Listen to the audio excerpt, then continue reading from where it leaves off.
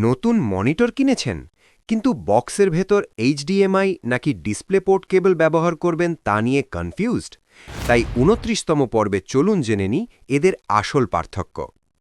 প্রথমে আসি এইচডিএমআই এর কথায়। এটি বর্তমানে সবচেয়ে জনপ্রিয় কেবল, যা টিভি, ল্যাপটপ বা গেমিং কনসোলে বেশি দেখা যায়। সাধারণ কাজ, মুভি দেখা বা প্লে স্টেশনে গেম খেলার জন্য এটি একদম পারফেক্ট। অন্যদিকে ডিসপ্লে পোর্ট বা ডিপি কেবলটি বানানো হয়েছে মূলত প্রো লেভেলের পিসি গেমারদের জন্য।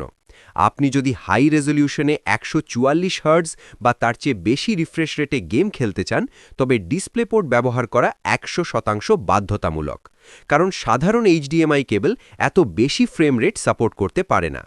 এছাড়া একটি মাত্র কেবল দিয়ে পিসি থেকে পরপর কয়েকটি মনিটর কানেক্ট করার দারুণ ফিচারটিও শুধু ডিসপ্লে পোর্টে পাওয়া যায়।